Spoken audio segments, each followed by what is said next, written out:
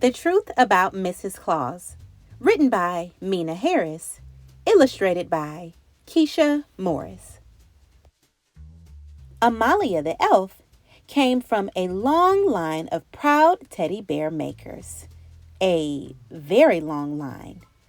Great-grandma's bears were the fluffiest in the whole North Pole. Grandma's bears had the smoothest satin bows, and Mama's bears glinted with the shiniest golden stitches. Amalia was getting good at making bears too.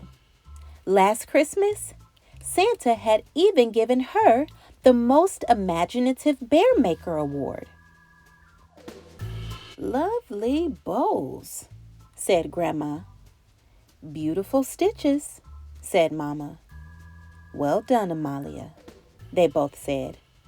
But no matter how hard she tried, making bears didn't make Amalia happy. Amalia did love the smell of stuffing and the feel of velvety fur. She loved watching Grandma's fingers glide over the satin, and how Mama's eyes sparkled as she guided the needle and golden thread. And she really loved telling stories about where each bear might live someday. This one is going to soar across the sky with Santa, all the way to a sandy shore. She'll find a home with a girl who loves to surf, and they'll build the biggest sand castle in the world. This one will live in the mountain with a boy who loves to climb trees all day, and at night, they'll sleep under a blanket of stars. The truth was, Amalia loved everything about being a bear-making elf. Except the bear-making part. But she didn't want to disappoint Mama and Grandma. Bear-making was what their family did. Amalia needed advice, and there was only one person she could think of to help her.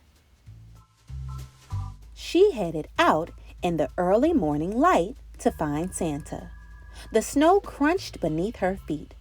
The tinsel trees whispered above her head.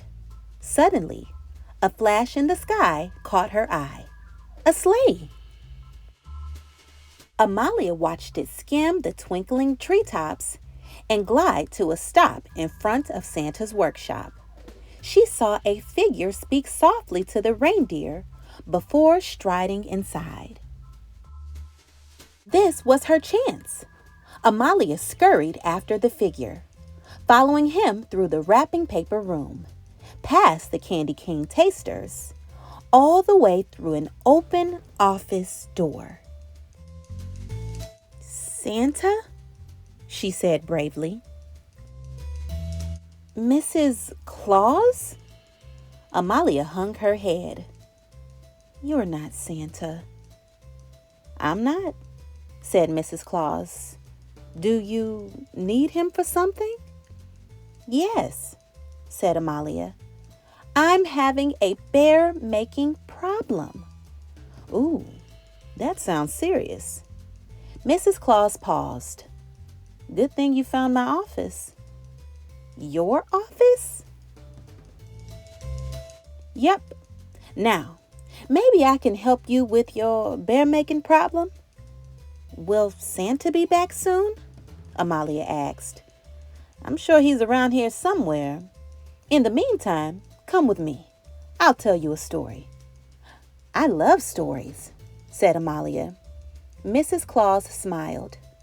"This one is very special. It's about a young woman named Sarah B. Claus.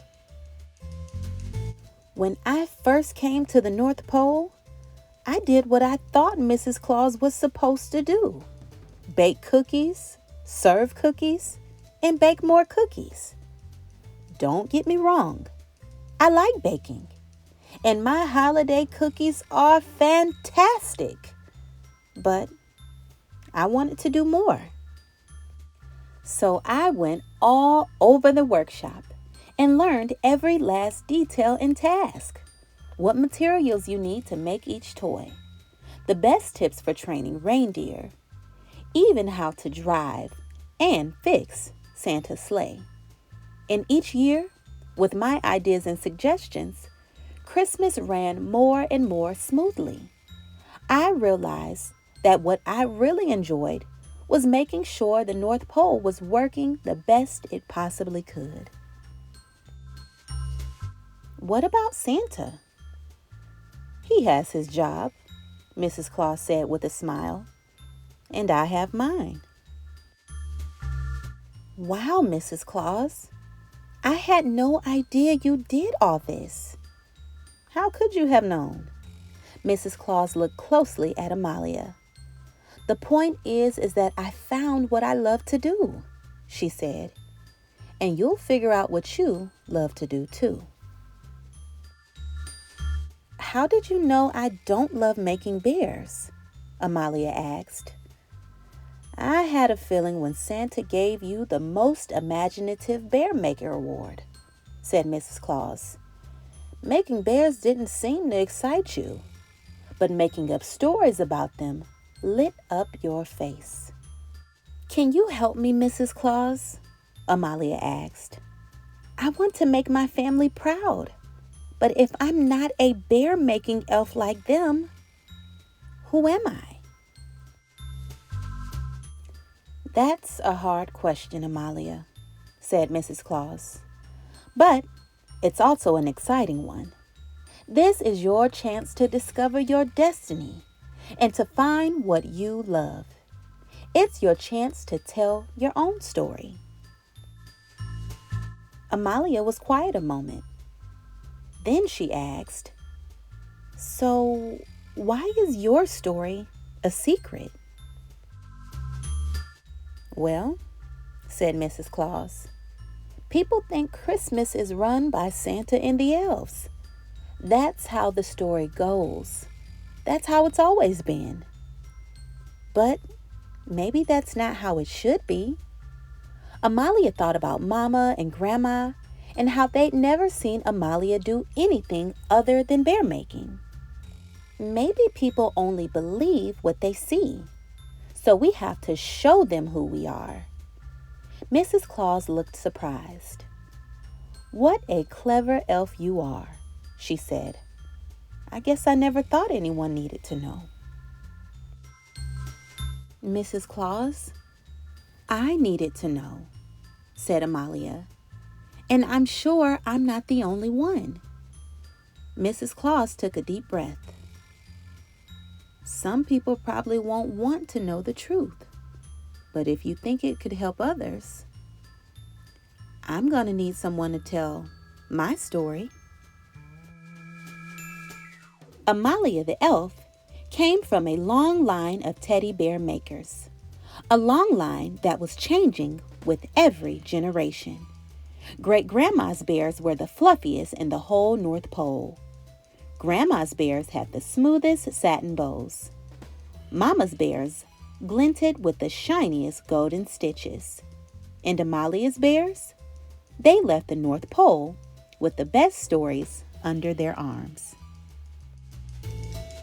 And Amalia was ready to write more. Hey friends, it's me, Miss Olivia. Thank you so much for listening in to The Truth About Mrs. Claus. Please support the author and illustrator of this book by purchasing your very own copy. I hope you enjoyed listening to this story as much as I enjoyed reading it to you. Until next time, my name is Miss Olivia. This is Miss Olivia Reads, and I cannot wait for you to join me for another reading adventure very soon. Bye, friends.